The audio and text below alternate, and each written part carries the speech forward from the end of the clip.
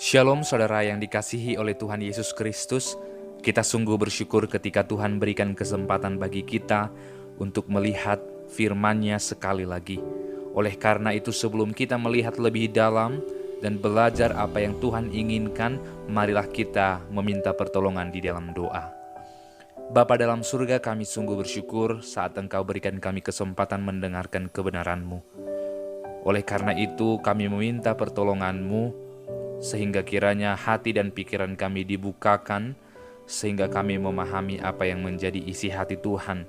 Dan setiap hari kami belajar untuk semakin mengasihi Engkau, berpegang kepada Engkau di tengah-tengah kesulitan hidup kami. Terpujilah nama-Mu dalam nama Yesus Kristus. Amin. Firman Tuhan hari ini diambil dari 1 Korintus pasal yang ketiga, ayat yang ke-6 dan ke-7. Aku menanam, Apolos menyiram, tetapi Allah yang memberi pertumbuhan. Karena itu, yang penting bukanlah yang menanam atau yang menyiram, melainkan Allah yang memberi pertumbuhan. Ketika kita mengingat bagaimana Paulus adalah seorang yang awalnya menganiaya jemaat Tuhan, membunuh orang-orang yang percaya kepada Yesus, yang dahulu namanya Saulus, ketika ia berjalan menuju ke Damsyik, dan ketika ia melihat cahaya yang begitu terang, ia akhirnya buta, dan ia bertanya, "Tuhan, siapakah Engkau?" Dan saat itu suara Tuhan berkata kepada Saulus, "Mengapa engkau menganiaya aku?" Dan semenjak itu beberapa hari kemudian Saulus buta dan tidak bisa melihat, dan akhirnya ia tetap melanjutkan perjalanannya atas seizin Tuhan. Ia didampingi oleh teman-temannya yang pada awalnya mereka ingin mengejar orang-orang yang percaya kepada Tuhan untuk dibunuh. Tetapi Tuhan memberikan anugerah kepada Saulus, bukan saja membuka mata jasmaninya yang telah buta, Tuhan juga membuka mata hatinya sehingga ia percaya kepada Tuhan. Saulus yang adalah seorang pembunuh, kini telah percaya kepada Tuhan dan akhirnya menjadi pelayan Tuhan, sehingga ia dinamakan Paulus.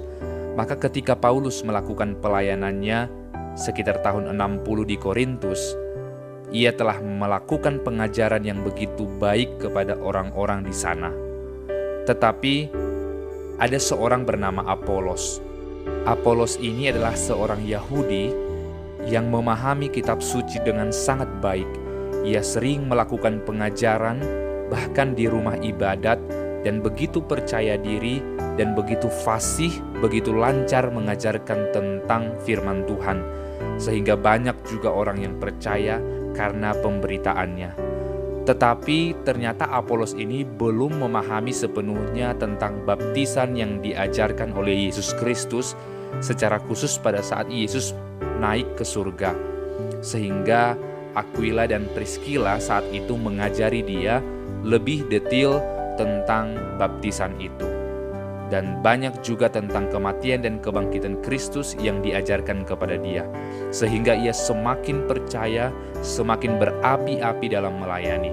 Maka inilah yang dikatakan oleh Paulus pada perikop ini.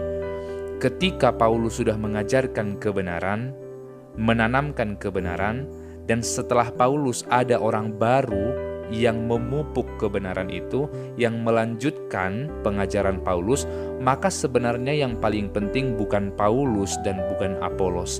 Kita membaca yang paling penting ialah Tuhan. Mengapa Tuhan yang paling penting?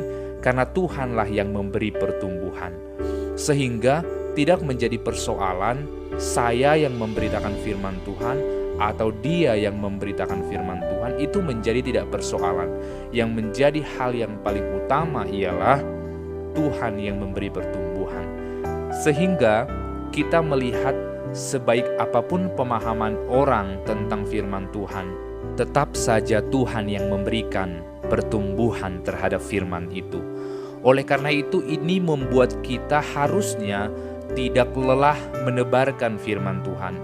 Kita harusnya lebih giat, karena walaupun kita memiliki banyak kelemahan, tetapi kita meyakini bahwa Tuhanlah yang akan menolong setiap perkataan kita. Ketika kita melihat orang bersalah, maka disitulah kita harus terus menegur. Ketika kita melihat ketidakbenaran, disitulah kita harus selalu menyatakan yang benar. Di saat kita melihat banyak kebohongan, di saat itulah kita harus menyatakan kebenaran.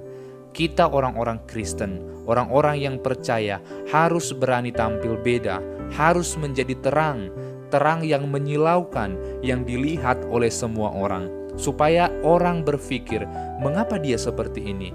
Sehingga mereka akan terkejut dan datang kepada Tuhan. Oh, ternyata ia menyatakan kebenaran daripada Tuhan. Sehingga jangan mempersoalkan siapa yang menyampaikan firman Tuhan, tetapi berdoalah supaya Tuhan meneguhkan, membuat apa yang kita beritakan menjadi sesuatu yang hidup di dalam hati banyak orang. Sehingga yang menjadi inti dari pemberitaan firman Tuhan ialah Tuhan itu sendiri. Bukan karena Paulus yang menanam, atau bukan karena Apolos yang menyiram, bukan karena saya yang menyampaikan, tetapi karena Tuhan yang memberikan pengertian. Oleh karena itu mari dengan terus bergiat untuk terus menyampaikan firman Tuhan. Oleh karena itu jangan lupa berdoa supaya Tuhan memberikan kita pengertian. Oleh karena itu kita tidak tahu kapan orang bertumbuh. Oleh karena itu teruslah beritakan. Siapa tahu karena pemberitaanmu Tuhan mau bekerja. Terpujilah Dia. Amin. Bapa di dalam surga, berikanlah kami hati yang giat untuk memberitakan firman-Mu, karena kami tidak tahu kapan Engkau harus bertindak. Tolonglah kami untuk setia dalam nama Yesus Kristus. Amin.